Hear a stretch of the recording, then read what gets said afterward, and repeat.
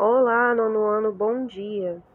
Hoje na nossa aula de ciências nós vamos falar sobre calor e transferência de calor e as formas de transferência de calor. O calor pode ser transferido de três formas diferentes: condução térmica, convecção térmica e irradiação térmica. Então, primeiramente, vou explicar para vocês como funciona a condução térmica. Essa é a principal forma de condução nos sólidos, tá? Nesse processo, as partículas da região que está recebendo calor vibram com muita intensidade e se colidem, começam a se agitar. E com a agitação dessas moléculas, o calor vai passando molécula a molécula. Um exemplo para vocês, quando vocês estão cozinhando e de repente estão usando uma colher de metal. E aí, de repente, essa colher começa a esquentar. Ela começa a esquentar da ponta que está encostada na panela e vai subindo para o cabo. Por que acontece isso? As moléculas começam a se agitar e então o calor vai subindo até chegar à sua mão, tá? E é uma forma de propagação que acontece mais nos sólidos, tá? No líquidos e gases a gente vai ver mais à frente. Mas o que acontece? As moléculas começam a se agitar e vai conduzindo o calor molécula a molécula. Por que eu falei numa colher de metal? A gente vai entender que existem materiais que são bons condutores de calor, tá? E outros que são isolantes térmicos. Então, quando o material conduz bem o calor, a gente chama de condutor de calor. Um exemplo disso é o ferro, quase todo tipo de metal, cobre, tá? Por isso que é usado para conduzir eletricidade. Então, assim, em geral, metais são bons condutores de calor, mas existem outros exemplos também. E existem os outros tipos de materiais que são isolantes térmicos, por exemplo, a madeira, o isopor, porque então você vê que as pessoas, para conservar um líquido ou um alimento, as pessoas utilizam uma caixa de isopor, porque o isopor é um isolante térmico. Ele permite que o alimento que está ali dentro, o líquido, o que for, ele se mantenha na temperatura que está, impedindo que perca calor e impedindo que entre calor ali também. Da mesma forma, funciona também a garrafa térmica, tá? Ela mantém o calor ali dentro. Então, os metais são bons condutores de calor. Já a lã, por exemplo, também, ela não é um bom condutor de calor, ela é mais para isolante térmico. O vidro e a água são exemplos de materiais no qual o calor se propaga de forma muito lenta. A capacidade de conduzir calor permite então a classificação, se é um condutor ou um isolante térmico. Vamos entender um pouquinho sobre convecção térmica. Nos líquidos e nos gases, o calor se propaga por convecção. A convecção não ocorre no vácuo, tá? Porque ela é a transferência de matéria em movimento. Então, por exemplo, no espaço não vai acontecer convecção térmica, porque ela precisa de uma matéria para ser conduzida, tá? Então, vai acontecer nos líquidos e nos gases, o calor se propaga por convecção, tá? É classificada como a transferência de calor pela matéria em movimento, e por isso não pode acontecer no vácuo. É possível perceber a movimentação da matéria ao se aquecer num recipiente de vidro, uma porção de água, por exemplo, com serragem.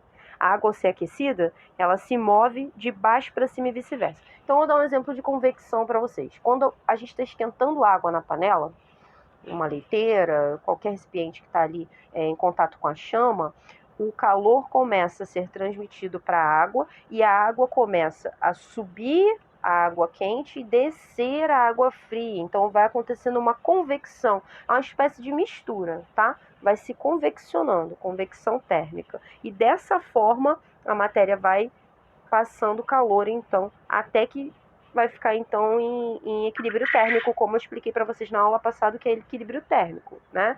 Por exemplo, aquele exemplo que eu dei do café e o leite, você tá ali com o café quente, aí você coloca o leite frio, e aí você tem aquela mistura. Primeiro vai acontecer ali exatamente isso, uma convecção. Se você pudesse botar um termômetro bem na hora, você veria que uma parte estaria mais fria que a outra. Mas aí eles vão se misturando, por convecção até chegar ao equilíbrio de uma temperatura. E aí vai passar então a ter uma temperatura só, que é o equilíbrio térmico. E a terceira forma de propagação de calor é a que a gente mais conhece e menos sabe: irradiação térmica. Vocês estão vendo aí o Sol? Então, o Sol, ele transmite calor por irradiação. E a irradiação térmica, ela pode sim acontecer no vácuo. É por isso que é a forma de calor que o Sol ele vai utilizar para conduzir, então, seus raios ultravioletas até a Terra. Porque se propaga no vácuo, tá? Quando a gente se aproxima de uma fogueira, por exemplo, a gente sente aquele calor. Esse calor também chega a gente por um processo diferente da convecção e da condução, porque você não está com a sua mão encostada no fogo para ter uma condução, porque para ter condução você precisa ter um condutor, né? Porque nem, por exemplo, o fio, ele conduz a eletricidade, mas para que essa eletricidade seja conduzida, você precisa de um condutor. Se você cortar o fio, você cortou o condutor. Então, se quando você se aproxima da fogueira, você não colocou a mão na fogueira ainda, não é condução. Você não se misturou, a sua matéria não está misturada no fogo que está acontecendo ali. Então, também não é convecção. Então, é de forma irradiação térmica que você recebe calor quando você se aproxima de uma fogueira, por exemplo, tá? Essa energia radiante ela é transmitida por ondas eletromagnéticas e não necessita, então, de um meio material para se propagar. Ela pode, sim, se propagar no vácuo. Todos os corpos emitem radiação térmica, sendo que cada um com a intensidade proporcional à sua própria temperatura. Por exemplo, uma pedra de gelo, uma pessoa, um carro, uma casa, tudo isso emite radiação térmica.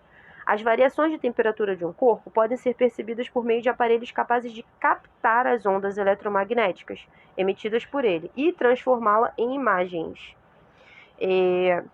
Uma aplicação prática da transmissão de calor é a garrafa térmica, tá? É um recipiente que conserva por longo tempo a temperatura de líquidos ou frios. A função, portanto, é evitar que o calor entre ou o calor saia, como eu falei ali atrás, né?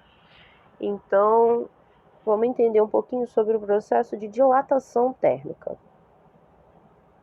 Não, aqui eu já comentei esse assunto, é emissor e receptor.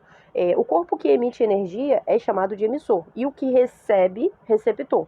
Então, a energia se propaga do emissor ao receptor por meio do espaço. É denominada, então, energia radiante. Eu botei uma figura para vocês com um exemplo de convecção, condução. Vocês estão vendo a barrinha de ferro ali?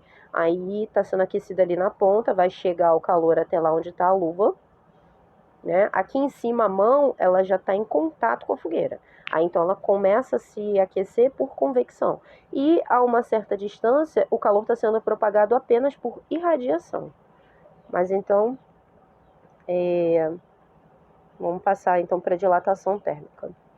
Então, a dilatação térmica ou dilatação volumérica é um fenômeno físico que acontece com a maioria dos materiais, fazendo com que eles aumentem as suas dimensões quando há aumento de temperatura, elevação de temperatura, e diminua as suas dimensões quando são resfriados. Olha, você pode observar muito bem isso no seu próprio corpo. Se você estiver num lugar muito quente, você começa a sentir que os seus dedos começam a ficar dilatados. Se você olhar para os seus pés, às vezes ele pode até parecer um pouco inchado, tá? Você tem ali, naquele momento, uma dilatação térmica. Agora, quando tá frio, você já reparou que quando tá frio, seus dedos ficam mais finos? E se você notar o seu organismo, o seu corpo, ele fica mais fino em algumas partes. Se você olhar para os seus pés, eles estarão mais estreitos. Isso acontece quando a gente é exposto a uma diminuição de temperatura, ou seja, quando o corpo é resfriado, ele diminui então, tá? Então, isso é o efeito da dilatação térmica. Vamos lá, próximo assunto. Calorimetria. Calorimetria, tá? A quantidade de calor que passa de um corpo para outro, ou substância, entre uma substância e outra, pode ser calculada ou determinada ainda por aparelhos que são denominados calorímetros. E aí designa-se, então, calorimetria a determinação das quantidades de calor absorvidas ou desprendidas entre os diversos fenômenos, tá? Então, a gente tem essa medição para você saber quanto de calor foi desprendido de um corpo ou quanto de calor foi depositado em um corpo. Essa medição se chama, então, calorimetria. Vamos lá, então. Unidades de calor. Então, para medir, a gente precisa de uma unidade de medida, né? E aí a gente tem a caloria, tá? CAL, que é a unidade de medida de calor. E é necessária para aumentar a temperatura em 1 grama de água de 14,5 graus Celsius para 15,5 sob pressão normal. Então, isso aí é um parâmetro, tá? Que a gente utiliza para saber como mensurar, então, uma caloria. Porque, por exemplo, o quilograma existe, tá? Numa instituição de unidade de medidas, uma espécie de museu, um peso que equivale exatamente a 1 quilo. Então, a gente sabe que sempre que a gente atinge aquele peso, a gente tem 1 quilograma. Mas a gente tem um parâmetro para fazer essa comparação. Então, da mesma forma, a caloria ela é medida dessa forma, tá? A temperatura necessária para aumentar em 1 grama de água 1 grau Celsius, sob condições normais de temperatura e pressão, que é aquilo, 1 atm, 1 atmosfera, tá? Então, uma caloria 4, ela equivale a 4,186 joules. Eu expliquei cálculo de joules para vocês já na aula retrasada, tá? Então, uma caloria vai equivaler a 4,186 joules. E uma quilocaloria igual a 1.000 calorias, tá? Então, 1 quilocaloria, 1.000 calorias. Para finalizar, então, esse assunto, a gente já está chegando aí no final, a gente vai falar do calor específico. Calor específico é a grandeza que mede a quantidade de energia necessária para que 1 grama de uma substância varia de 1 grau Celsius sua temperatura. Ou seja, eu preciso saber qual é a quantidade de calor necessária para elevar, então, o meu corpo em 1 grau Celsius. Sendo que o calor específico, ele vai ser de acordo com cada material, com cada matéria, ele vai ter exatamente um calor específico diferente. Por exemplo, a água tem um calor específico. O seu corpo tem um calor específico. A quantidade de energia necessária para aumentar a temperatura do seu corpo em 1 grau Celsius. Então, qual a quantidade de energia necessária para aumentar a temperatura da água em 1 grau Celsius? Isso é o calor específico da água, tá? Então, calor específico é utilizado para a gente saber, então, de que substância estamos tratando. Porque, por exemplo, se você tem dentro de frascos, você está fazendo ali um experimento, e você tem um álcool, em um outro você tem vinagre de álcool, em um outro você tem água. Cada um tem um calor específico diferente e, portanto, vai ter um ponto de ebulição diferente, tá? Então, por exemplo, a água ferve a 100 graus Celsius, a uma temperatura normal de 1 atm. O álcool já varia essa temperatura, já não é a mesma, tá? Então, quando a gente afirma que o calor específico do ferro é aproximadamente 0,11 caloria, a gente entende que 1 grama de ferro necessita de 0,11 calorias para elevar em 1 grau Celsius sua temperatura, tá? A gente vai tirar as dúvidas aí na nossa aula. Bom, eu espero que tenha ficado claro para vocês, pessoal. Toda e qualquer dúvida nós vamos tirar juntos. Um beijo e até a próxima aula.